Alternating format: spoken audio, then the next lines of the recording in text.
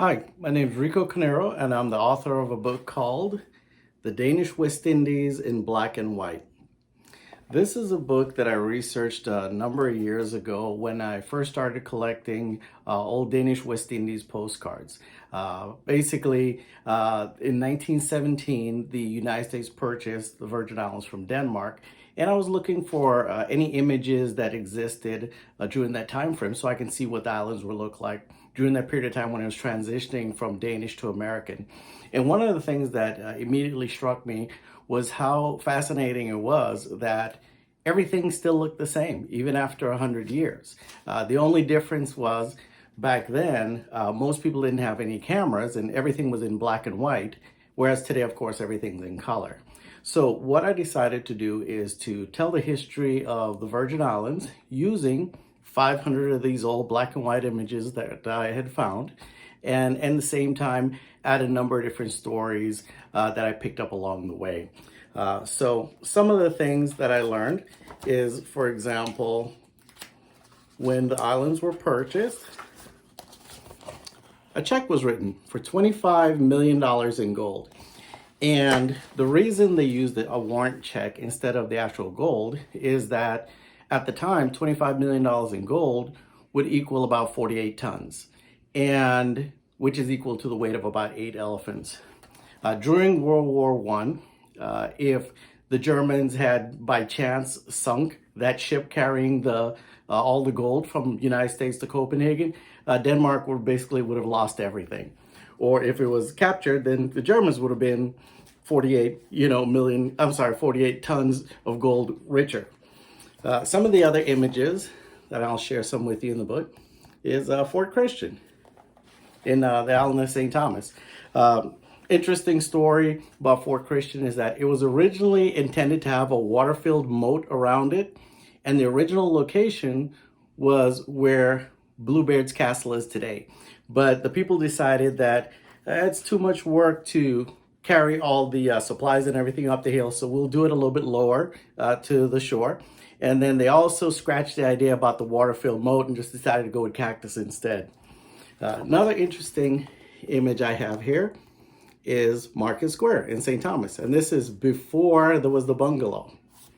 Bungalow came around right around 1906 time frame.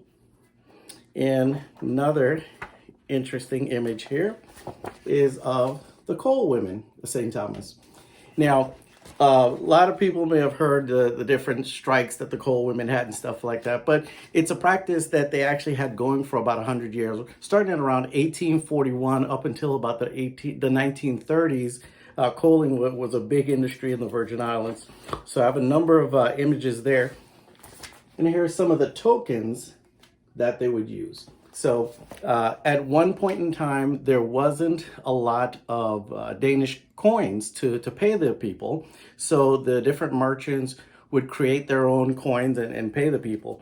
And what happened is that as the value of the silver went down, it wasn't worth it anymore for the people to do the work when they weren't necessarily getting paid dollar for dollar. So that led to a big strike. One of the more famous images, 99 steps. And there's a lot of different stories that, or legends that have gone along with the 99 steps. There's stories about if you run up and down the stairs, you can throw off the chase of a werewolf tracking you, because werewolves supposedly are very, OCD when it comes to numbers. And in counting the 99 steps, they'll keep going back looking for that 100th step, affording you the time to escape. That's one of the old legends that stuck. There's a number of other old legends that kind of fell by the wayside. There's one that says that between Bluebeard's Castle, Blackbeard's Castle, and Fort Christian, there's an underground tunnel where the different pirates could travel back and forth. There's also a lot of stories of pirates' treasure being buried at the different places that both Blackbeard and Bluebeard supposedly traveled, but all those, of course, are just legends, so to say. What isn't a legend is about some of the different churches. For example, Episcopal Church, or All Saints Church on St. Thomas, that was actually erected in 1848 by emancipated slaves on the island of St. Thomas. It was a way to recognize the enormous feat of slavery being ended, and at the same time giving them a place to do their worshiping.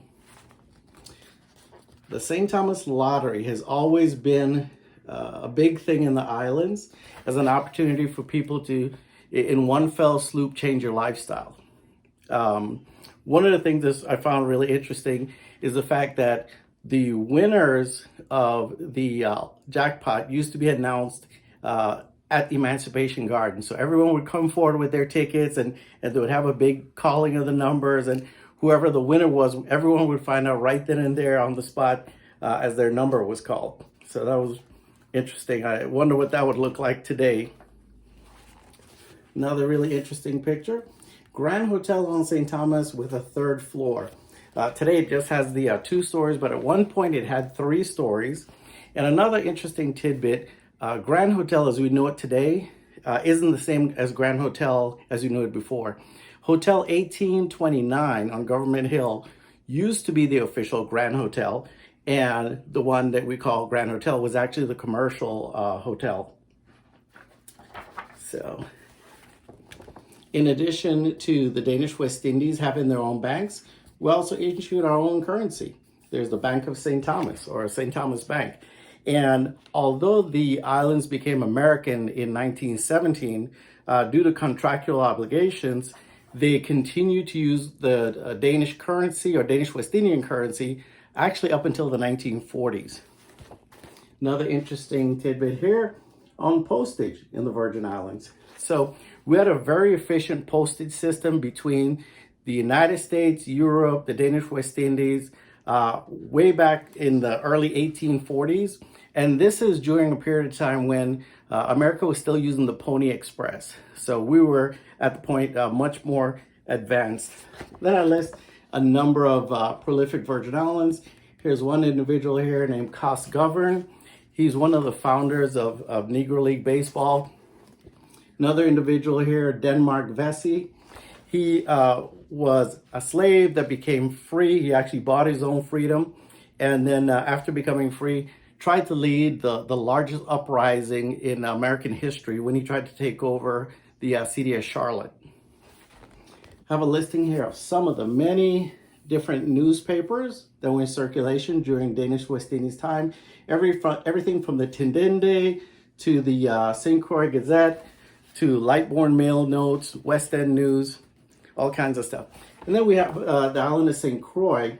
Actually, I should say, I have Charlotte Amalie and St. Thomas, and then I have Christiansted and Frederiksted broken out for the island of St. Croix. And of course, pictures for all of them. Some more of the image on the island of St. Croix showing early forms of transportation. And there was actually a train and a rail system on St. Croix for many years. And supposedly there's still a number of places you can go and still see tracks on St. Croix.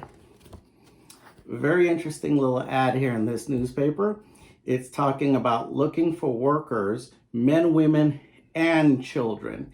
And following emancipation in 1848, make a long story short, the plantation workers were desperate for any employees that they could find.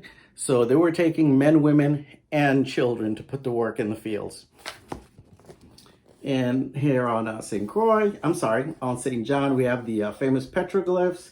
And one interesting little tidbit about that is when the Danish archaeologists and early American archaeologists came and started doing different digs and stuff like that to find artifacts, a lot of times if they found a nice bowl or whatever, they would crush it down to make room to carry as much things as they could per box. Which sounds crazy today to have a beautiful artifact that's, several hundred, if not 1,000 years old, only to break it into pieces so that it's easier to ship and then glue it back together when it gets wherever. But to make a long story short, the Danish West Indies in black and white, lots of great information, incredible pictures. I'm sure you're going to love it. So please do check it out. Again, Rico Canero, Danish West Indies in black and white.